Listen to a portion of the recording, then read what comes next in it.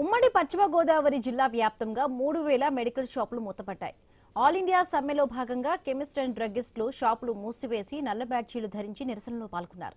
Online pharmacy వ్యాపారాన్ని నియంత్రించాలని demand చేస్తూ ఉన్నారు. అలాగే కార్పొరేట్ సెక్టార్లు ఇస్తున్న డిస్కౌంట్లను నియంత్రించాలని కోరుతూ ఉన్నారు. మెడికల్ షాపుల యజమానుల సమ్మెపై మరింత సమాచారం మా ప్రతినిధి భార్గవ్ అందిస్తారు. దేశవ్యాప్తంగా కూడా గత అర్ధరాత్రి నుంచి మెడికల్ షాపులు మూతపడ్డాయి. ప్రధాన డిమాండ్లతో ఈ రోజు నిరసనలో పాల్గొంటున్నారు అటు కెమిస్ట్ అండ్ డ్రగ్గిస్ట్. మరి వారి ప్రధాన డిమాండ్లు ఏంటి, నిరసనలు ఏ రూపంలో తెలియజేస్తున్నారు? ఏలూరు జిల్లాకు చెందినటువంటి నాయకులు కూడా ఇప్పుడు మనతో ఉన్నారు. సరే సార్, ఈ రోజు నిన్న అర్ధరాత్రి 12 గంటల నుంచి కూడా మెడికల్ షాపులు మూసివేశారు. ఏంటి కారణం ఏంటి? All India organization of chemist and druggist మరియు Andhra Pradesh chemist and druggist association వారి ఆదేశానుసారం ఏలూరు జిల్లాలో ఈరోజు మందుల షాపుల బంద్ జరుగుతుంది.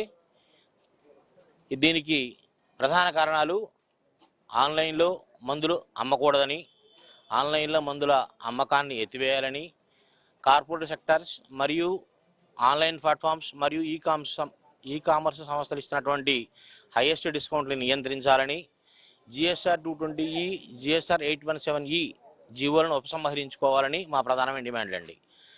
ఇక్కడ ఫస్ట్ ఆఫ్ ఆల్ మా డిమాండ్లో ఒకటైనటువంటి ఆన్లైన్ ఫార్మసీలు అనేది ఒక నియంత్రణ లేని అక్రమ వ్యాపారానికి నాంది. ఎందుకంటే మందులు అనేవి సాధారణ వస్తువులు కాదు. ఈ మందులు అమ్మడానికి, తయారు చేయడానికి, సరఫరా చేయడానికి ప్రతిదానికి కూడా ఒక సిస్టమ్ ఉంది. అది 1940 drugs and cosmetics act rules ప్రకారం మాత్రమే నడుస్తుంది. ఇంపోర్ట్ చేసుకోవాలన్నా, తయారీ చేయాలన్నా, సరఫరా చేయాలన్నా, అమ్మాలన్నా ప్రతిదానికి కొన్ని నియమ నిబంధనలు ఉన్నాయి. అయితే ఆన్లైన్ ఫార్మసీల్లో ఇవి ఎంతవరకు నియంత్రించబడుతున్నాయి, ఇవి ఎంతవరకు సబబుగా జరుగుతున్నాయి అనేది మా యొక్క సందేహం. ఎందుకంటే ఇవాళ ఏఐ వచ్చిన తర్వాత, ఆర్టిఫిషియల్ ఇంటెలిజెన్స్ వచ్చిన తర్వాత నకిలీ ప్రిస్క్రిప్షన్ తయారు చేయడం, ప్రిస్క్రిప్షన్ మళ్ళీ ఉపయోగించడం, ఇటువంటివన్నీ చాలా ఈజీ అయిపోయినాయి. ఏది నకిలీ ఏది ఒరిజినల్ తెలుసుకోవడం చాలా కష్టం. ఒకే ప్రిస్క్రిప్షన్ మళ్ళీ ఉపయోగించి ఏదైతే మత్తును కలిగించే పదార్థాలు కానివ్వండి, లేకపోతే అబార్షన్ కిట్స్ కానివ్వండి, లేదా యాంటీబయాటిక్స్ కానివ్వండి, విరివిగా వాడేటువంటి ప్రమాదం ఉంది. యాంటీబయాటిక్స్ విరిగా వాడటం వల్ల యాంటీమైక్రోబియల్ సిస్టమ్ పెరుగుతుంది. దానివల్ల ముందు తరాల వారికి మన యాంటీబయాటిక్స్ పనిచేయవు. అలాగే దాన్ని కంట్రోల్ చేయాలి.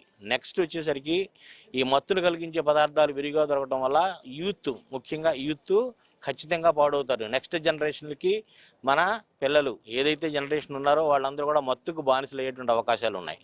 సో అందుకని ఫస్ట్ ఆఫ్ ఆల్ మాది ఏదైతే ఉందో ఆన్లైన్ ఫార్మసీ యొక్క కార్యకలాపాలని వ్యతిరేకిస్తున్నాం. అంటే ఈ డిమాండ్లన్నీ కూడా మీరు ముందు పెట్టి ప్రభుత్వానికి ఒక అల్టిమేటం ఇచ్చి 10 రోజుల ముందే సమ్మె చేస్తామని చెప్పారు. అవును సార్. మరి ప్రభుత్వం ఈలోగా ఏం స్పందించలేదా?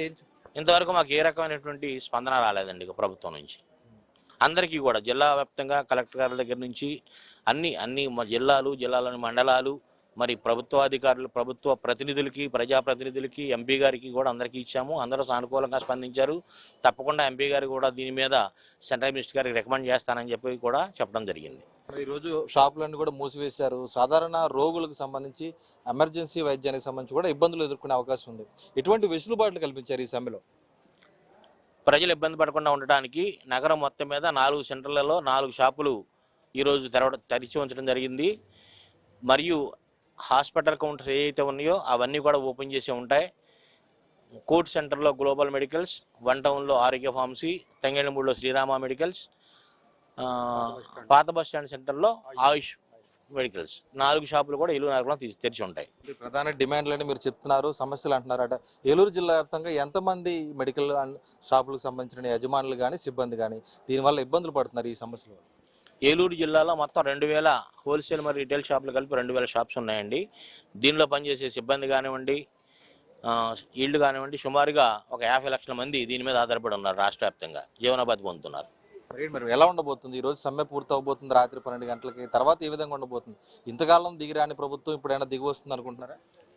తప్పకుండా దిగి వస్తుందని అనుకుంటున్నాం. ఎందుకంటే గత 10-15 రోజుల నుంచి మా యొక్క సంస్థలు ఏదైతే ఆర్గనైజేషన్స్ ఉన్నాయో ఇవి చాలా కష్టపడడం జరిగింది.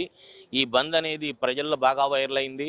ఏదైతే కార్పొరేట్ సెక్టర్స్ వాళ్ళు ఇచ్చేటువంటి డిస్కౌంట్ను కూడా ప్రజలు ఆలోచించేటువంటి స్టేజ్కి మేము తీసుకెళ్ళగలిగాం. అలాగే మీడియా మిత్రులు మీరు కూడా బాగా మమ్మల్ని వైరల్ చేశారు. మీ ద్వారా కేంద్ర ప్రభుత్వానికి, ప్రధానమంత్రి గారికి మేము విన్నవించుకున్నది ఏంటంటే ఇది 5 కోట్ల మంది ప్రజానీకానికి సంబంధించినటువంటి సమస్య మరియు ప్రజారోగ్య పరిరక్షణకి సంబంధించినటువంటి విషయం. రోగి భద్రతకు ప్రజల యొక్క ముప్పు వాటిల్లేటువంటి అవకాశాలు ఉన్నాయి కాబట్టి ఖచ్చితంగా ప్రధానమంత్రి గారు మరియు కేంద్ర తమ సంబంధిత అధికారులు దీని మీద నిర్ణయం తీసుకోవాలని మీ ద్వారా వారిని కోరి ప్రార్థిస్తున్నాం. ఇక్కడ చూస్తున్నాం ఈరోజు సమ్మె అయితే కొనసాగుతుంది దేశవ్యాప్తంగా. ప్రధానంగా ప్రజారోగ్యానికి ముప్పు వాటిల్లే విధంగా ఉన్నటువంటి ఆన్లైన్ ద్వారా మందులు విక్రయించేటువంటి విధానాన్ని తాము వ్యతిరేకిస్తామని, తమ ప్రధాన డిమాండ్లు తీర్చాలంటూ కూడా కేంద్ర ప్రభుత్వాన్ని వీరందరూ కోరుతున్న పరిస్థితులు అయితే కనిపిస్తున్నాయి. కెమెరా పర్సన్ చంటితో భార్గవ న్యూస్, ఏలూరు జిల్లా నుంచి.